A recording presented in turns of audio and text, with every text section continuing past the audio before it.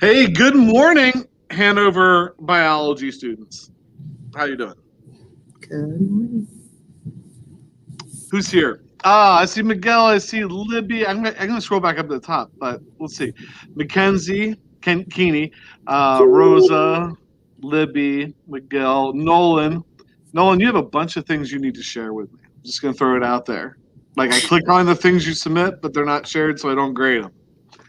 Lauren, Deanna, Elena, Brian, Grace, Daniel. Woo. Sweet. Nelvik, Emma. Emma. Cool. 10 people. Here's what we're going to do. Today's a little bit different. We've been talking about this. We're going to play a game at the end, but before we get to a game, we are going to take a mad dash. Hey, Manny. Hey, Yazzie. Take a mad dash through the world of ecology. Like, we're going to do ecology at lightning speed. Just talk about it. This is all stuff we think that you've seen before or should have seen before. Of course, one thing that Mrs. Smith and I never really thought about was, yeah, you get this stuff with Mr. Beichler, but did he do it before you went remote or not? Right. Yeah, we never really thought about that. So we're going to take a mad dash through the world of ecology and talk to you about that, and then we'll play a game. And I think that's it. Harley, Maya, Alexis, new people. Here's the other thing that we wanted to talk to you about and our feelings. Our feelings. It's time for feelings. There are people on this live stream that are done biology. Done. And they are here reviewing. That's awesome. But the test on genetics. We're giving it to everybody on DNA. We're giving it to everybody on Monday. So regardless of where you are, when you come in on Monday, you're taking that exam. We're going to open it up. Everybody's going to take it. And then the only way that we're going to grade anything else from the DNA unit is if you turn everything in and come to us and say, I've turned everything in. Anything you grade, anything you turn in over the weekend, we'll probably go in and grade for you. We'll probably take care of that. We'll knock it out one last time Monday morning. But then after you take that exam, we're going to expect in class you're working on mitosis. If there's stuff that you want to make up from the DNA unit, then you'll have to go make it up. And then when you're done with that unit, tell us you're done. We'll go in and grade it. We're tired of going back. I can't continue to look through 20 assignments every day. I just can't do it. So you guys need to have some motivation to get things completed. So Monday or Tuesday, I guess, everybody will be in mitosis. Monday, everybody will take the test. And if you want to finish some of that stuff, either do it over this weekend. Mrs. Smith, you would think that students that have come to class so much and done nothing to the point where they're this far behind wouldn't mind giving some of that time back. What do you think? I don't know. Are you ready, Mrs. Smith, for this? Should I share it?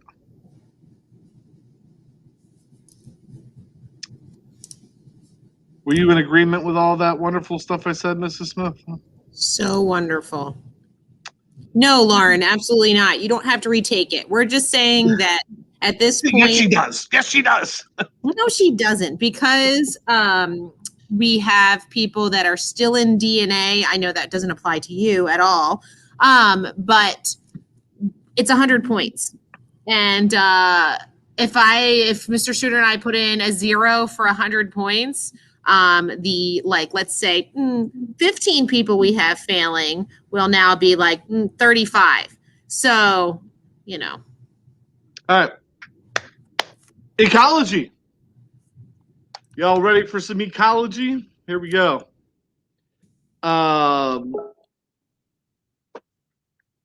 Study the interactions among organisms with each other and the environment. And we're really kind of looking at the places on Earth where life exists. Imagine that you're in biology class, which focuses on life. All right. So Mrs. Smith and I both really like this chart and like this idea. And we are, if we're talking ecology, really going to be kind of focused on the red, right? From my old eyes here, the red and maybe a little bit of the green, right? organism, population, community, and ecology.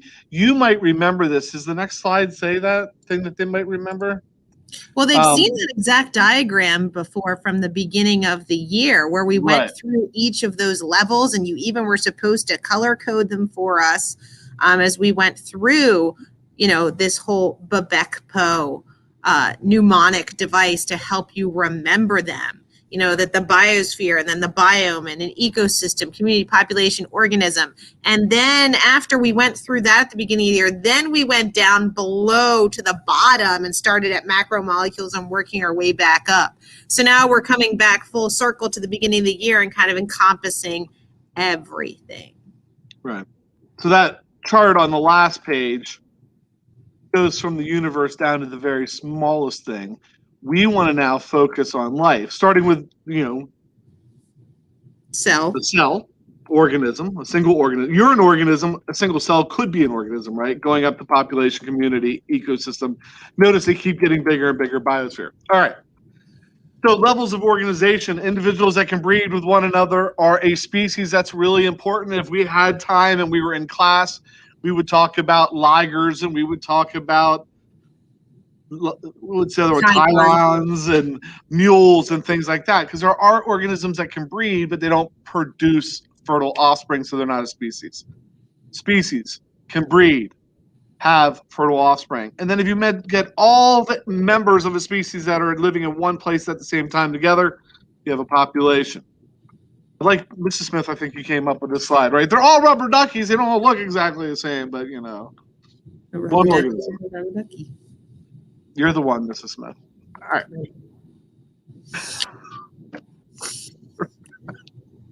Rubber ducky. All right. So we've had lots of children's songs this morning as we sang Mr. Rogers' Neighborhood, as Mr. Suter was going to put on his cardigan and they didn't. But so after a single species, let's say we have multiple living organisms in the same area, that would be a community. So the between this one and the next one, as we go from community to ecosystem, the big difference is the fact that a community has only living things. It's just, there's this population of fish. There's this duck. They all live in the same area, versus an ecosystem that has both of those, like all the communities, plus the abiotic, non-living physical factors, like the amount of rain, the amount of light, the amount of soil, rocks, all of those things that are in there. And you should be able to take a list like a rotting log, a koi pond, a lake, a clump of dirt, a field, an old maple tree, and kind of tell us which ones are biotic and which ones are abiotic.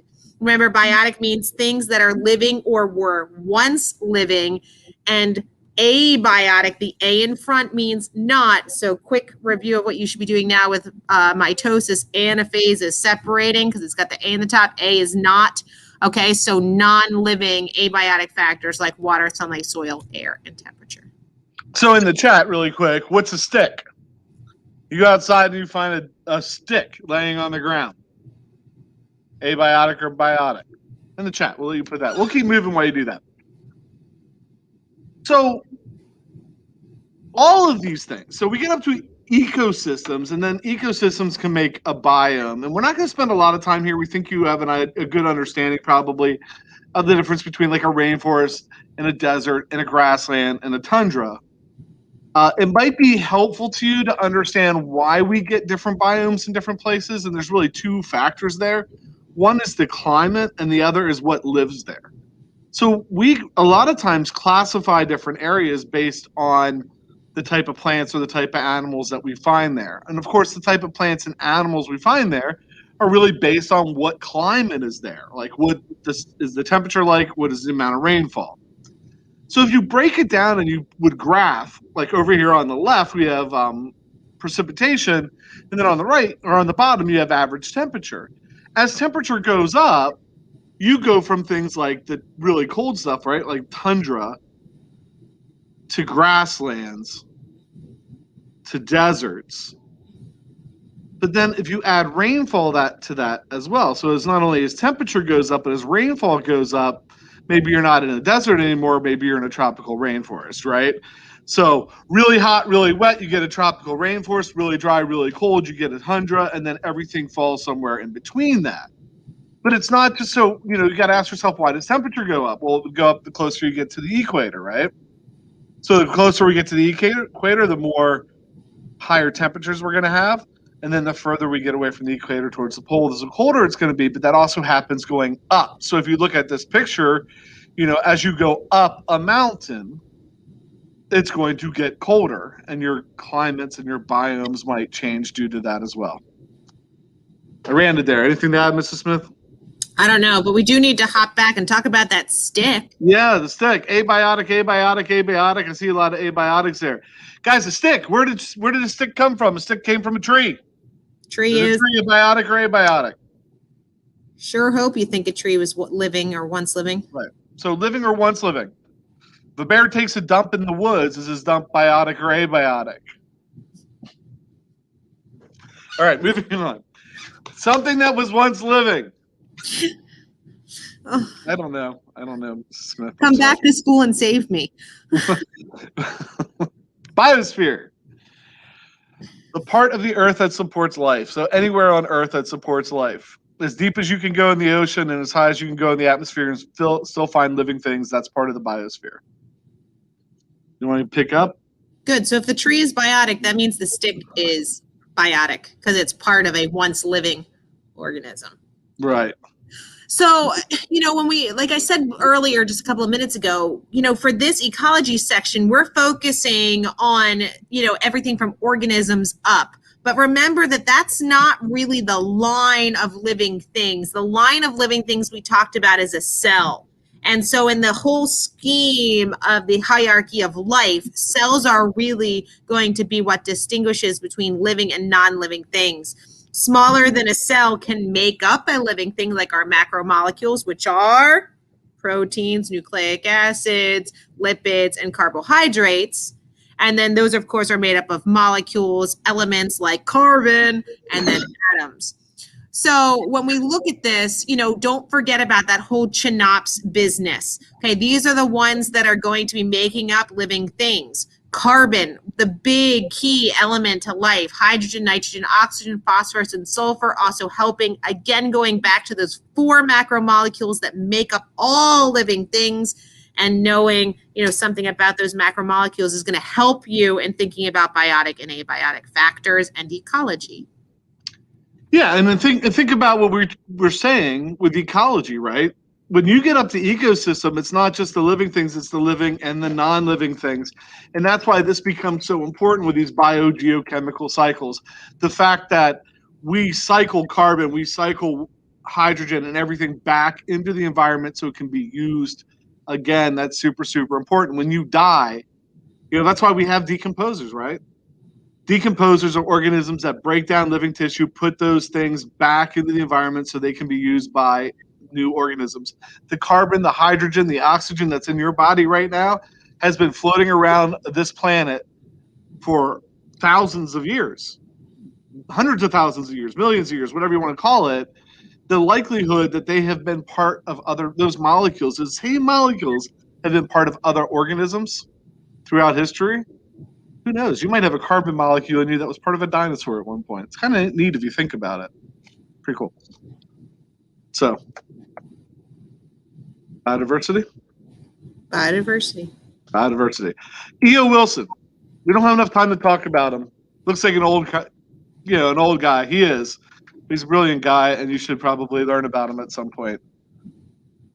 I love the idea of biodiversity because I love the idea of diversity. One of the things I love about Hanover High School is that its population is getting more and more diverse every year.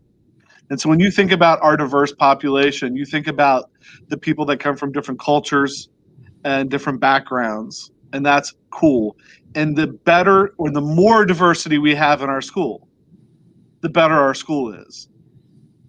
Right? The more we get to learn from each other and get to see how other people live and all that, I think it makes us better. And nature's the same way. The more diversity we find in nature, the better nature is. And there's 3 types of diversity that we really would talk about in biology, one being species diversity. So how many differences within a species? Genetic diversity, you've been doing DNA. So how different is the DNA in a population? Because the more different it is, the more opportunities there are for organisms to adapt and survive. And then ecosystem diversity, how diverse that ecosystem is. Something known as a keystone species worth mentioning. Probably seen it before, but if you take the keystone, we're the Keystone State. If you take the keystone out of the bridge, the whole thing collapses. And something as simple as this guy, this is a kangaroo rat. And so the kangaroo rat jumps around in the desert and it eats, I'm not sure what it eats, but it jumps around. And as it jumps around, it doesn't allow the seeds from the grasses to take root. And so what they found, they went out and did a study where they would square off sections of the desert and remove all the kangaroo rats. Once they did that, the seeds were able to take root and grow, and that desert turned into a grassland. And when that happened, the birds that ate the seeds stopped coming because they couldn't find them anymore. Different organisms moved in. That little guy kept areas desert. You know, he was a keystone. Without him, everything changed and they lost a lot of their species diversity. And that kind of talks about the interactions of ecosystems at this point. You know, when we talk about an ecosystem, we're talking about the biotic and abiotic factors. It's not just about like, oh, we can categorize these. Here's an autotroph. Here's a producer that makes its own food using the sun. It's not just about the fact that they are heterotrophs, that they are consumers that are eating something. It is about the interaction and the cycling that we kind of quickly talked about in biogeochemical cycles that they do together. It's the interactions of those species. And so we're going to kind of start to transition into talking about, you know, what are those interactions? What do we have when we start eating and consuming each other? Slide. Oh, sorry, I was reading a comment through there. Somebody they had some good comments there. Thanks for that. Lauren told us what the kangaroo rats eat, mostly mesquite beans and grass seeds. Slide. So as we start talking about what organisms are eating, and sometimes you're going to see food chains like this where it's a straight line. Like, okay, the rat eats the corn and the owl eats the rat, and so they're linked. But we know that we usually eat multiple things, and so a web is a little bit more complex and more accurate of how organisms interact within the ecosystem. And so we can start talking, like I said, about producers and consumers. Producers, they produce their own. They're the autotrophs that photosynthesize. The consumers, whether it's the primary consumer, so that's the one that eats the plant, whether we talk about the secondary producer or the tertiary producer, okay, whether they are carnivore, an omnivore, whether they are an herbivore, you know, what does that make them? And all kind of interconnected in that food web stance. And just, I mean, one thing to think about, what is it that eats, the koala bear only eats, what is it, eucalyptus? Is that right? Yeah. Yeah. So if it eats one thing and you get rid of that one thing, you get rid of the koala bear. So food webs are better because they make the ecosystem more stable, I would say. All right, I don't think we need that. Do we need this? Just mentioning, you know what I mean? Eventually, they all have to be broken back down. You know what I mean? By bacteria, by decomposers. You know, Mr. Shooter talked about the cycling portion and the biogeochemical cycles and how all of those things do. So let's talk about nitrogen. You know, it's broken down by deconsumers to be released back into the air. The carbon is broken down by decomposers. So all of that kind of goes back together. And this is an excellent diagram that kind of shows that, this idea of, you know, producers, then there's herbivores that are going to eat the producers, carnivores that eat the herbivores, and they are all decomposed by decomposers, and they're all interconnected. And the pyramid's also good because we have to have the most producers. You know, if you look out and you think about, all right, what's a producer? And I look out the window right now, there's thousands upon millions of blades of grass. Those are all producers. There's got to be a lot of them. If there was more carnivores than there were producers, we'd all be dead. I remember taking my students outside once and being like, bonus points to the first person that provides a, we're going to go to the environmental lab, bonus points to the first person that finds a producer. We walked the whole way down to the environmental lab before anybody showed me one. They all walked through all that grass out back. Anyway, energy pyramid, 10% rule, just think about that. 10% of the energy that's available in one level of the energy pyramid is available to the next. So plants don't make food for you to eat. Plants make food for them to eat. In fact, they eat or use 90% of the energy they store. Only 10% of what they store is available for you. So they would ask you a question like, if you have a starving population, what would be better to feed? How could you feed them better? Would you feed them meat or would you feed them wheat? If you feed them meat, only 10% of the energy in the cows that you would raise to feed people food would be available. If you fed them wheat, see what I'm saying? Does that make sense? 10% of the wheat is a lot more energy than 10% of the meat. And so that's something to think about with these energy pyramids and how that works. Just another kind of examples of that. It takes this much sunlight to make that many primary producers to feed that many consumers, takes that many consumers to feed that many. Why don't we have something above tertiary normally? Why isn't there an animal that only eats tigers? Because there's not enough tigers to sustain a population of animals that would only eat tigers. I think we've just covered that, right? Yes. Same with biomass, right? So not only the energy, 10% of the energy, but 10% of the mass. So you're going to find more mass in plants. All right. Niches. Or niche.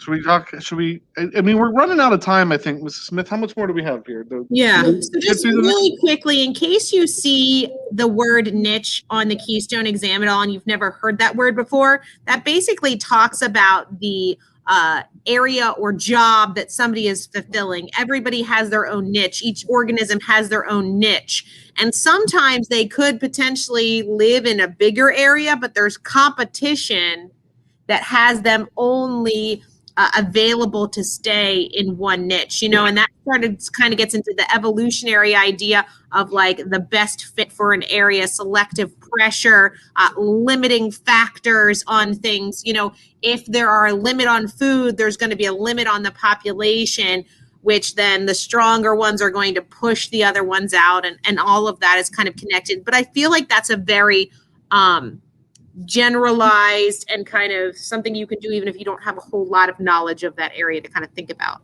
Yeah, it's your job, an organism's job. What does it do? Where does it live? Where does it sleep? All that. And no two organisms could have exactly the same job because you would compete all the time. Symbiosis, you should be pretty familiar with. This is just two organisms working together. You probably talked about mutualism when they both benefit. The bees get some nectar, the flower gets its pollen transferred. Commensalism, one benefits but the other one's not hurt. Hey, I'm just going to hitch a ride on the back of the turtle. Doesn't hurt the turtle, but I got a ride out of it. Parasitism, you know that. That's one organism. Good for the other. You know that. Competition, what happens when a new girl walks into the cafeteria? You know, like all the guys are, or a new guy walks into the cafeteria, all the girls are fighting over him, right? Competition. You can't all share the same resource. Let's compete. And I think, and I just kind of talked about this a little bit quickly with population growth and saying, you know, that there's things that limit our ability to grow, or a population's ability to grow. You know, they can be based on food, they can be based on, you know, areas. There's just lots of stuff, and carrying capacity, how much we can actually sustain without the population suffering.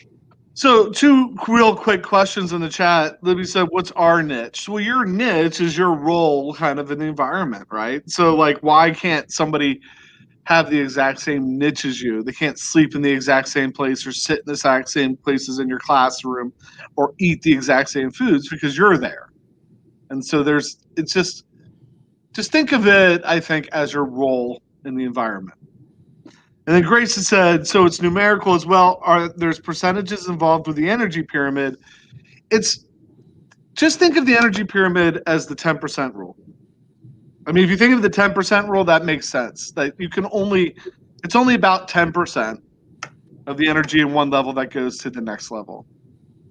So just think about it that way, I think. I think that's it, right? Do we want to? I think we're all right. I'm just looking through real quick. I mean, it would be nice to talk a little bit about succession. Maybe we can stick that in later, but I don't think that's a huge one, is it?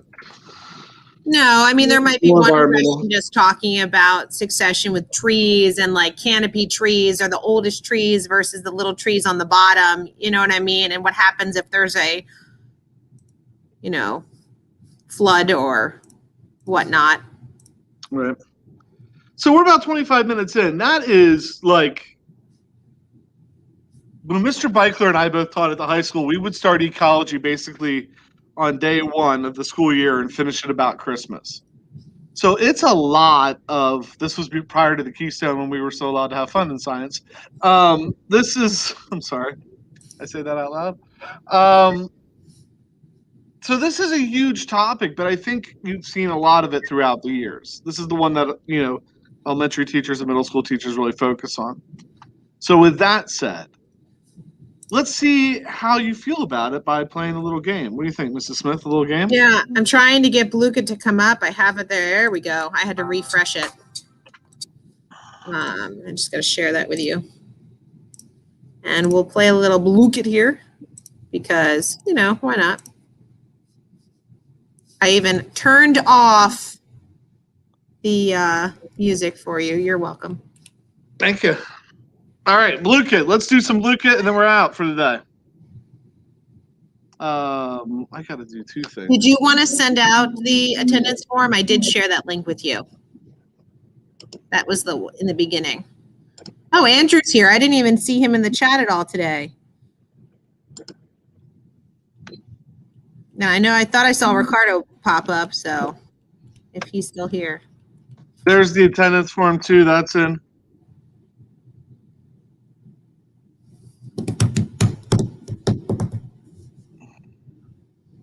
And those of you that are finishing up, and or are already done for the year in the next couple of weeks as you're reviewing and you want more information on ecology or evolution, Mr. Suter and I would love to talk to you about it. We are happy to do those things. I'm sorry, Keeney. I did in the Keystone review section in my Moodle at least put all the 4 live streams I did 2 years ago when I went through and made like big graphic organizers for all the sections. So if you're done with genetics and stuff, that might be something you want to spend some time on watching over the next 2 weeks. Just like take your time going through those. And I'm going to post Mr. Suter's too. I have some, but they were done when we first got the cameras in the ceiling, and they're very, very hard to hear because we were having trouble with microphones and things. So because Mr. Suter did his at home with his awesome techie equipment, I'm going to share his and post those in my Moodle as well if you have me for class. But we're both very knowledgeable about that information and happy to talk to you about all of that.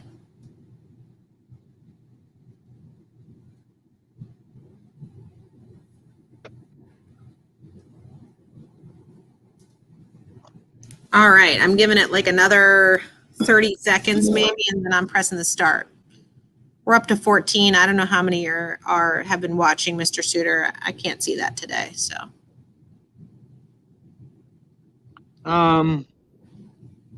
Kostakovich. There's 25 in the live stream. But I would just say go ahead and start it. Okay. We're at 29 minutes. Is Mr. Kostakovich actually playing? Is somebody signed up as him, or is that you trying to fool me? I don't know. You talking about? Somebody signed in as Kostakovich. He asked me for the code. Oh, did he? No, he didn't. You're lying and you're playing as him. Never. Ridiculous.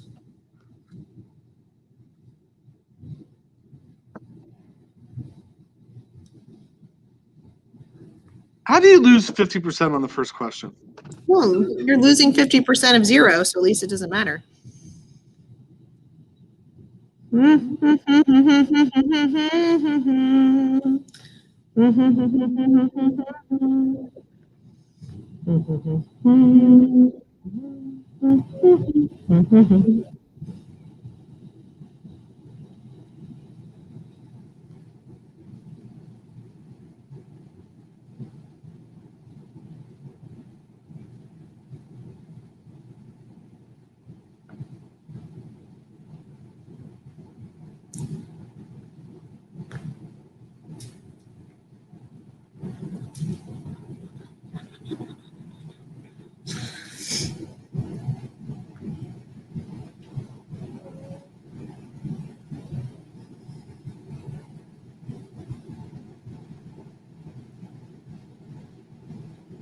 There's a couple things in here that we mentioned in the review.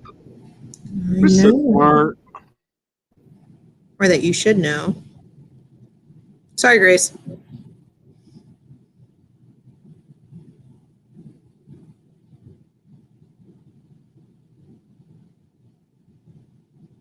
Oh, it's all right. She got me back. Lauren.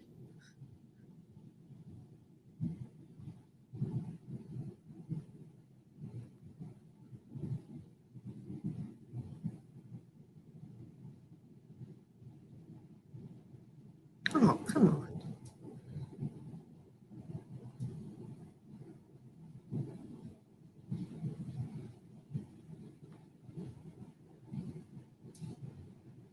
Did you miss one? No, I just got swapped and I got I got it correct and they got lose 50%. Like, what is that? Yeah, I just got lost 52.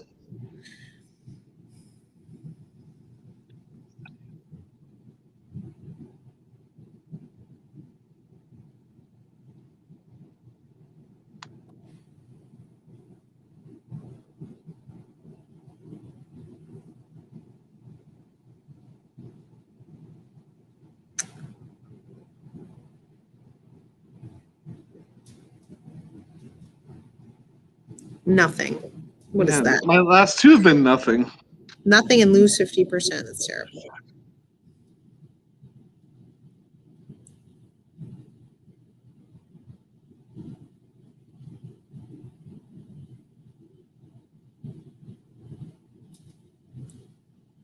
Wrong.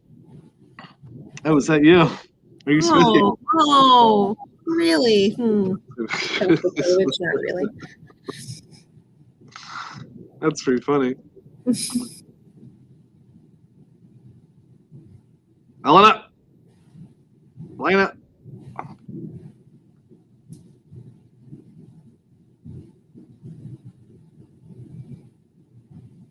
Oh.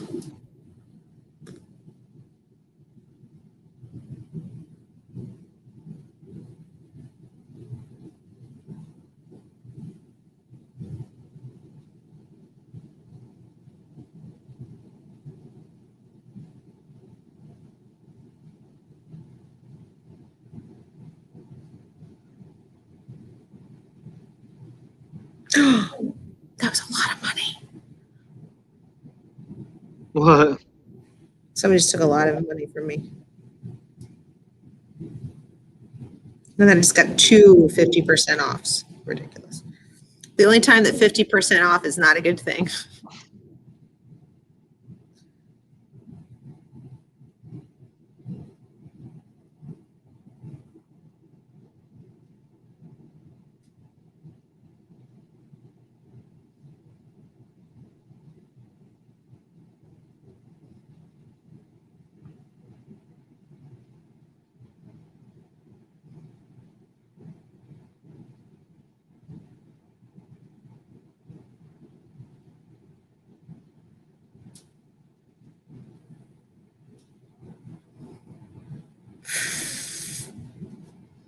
Oh, come on. I just lost 25%. I just lost 50 and Daniel switched with me and no, that's just ridiculous. This game makes me angry.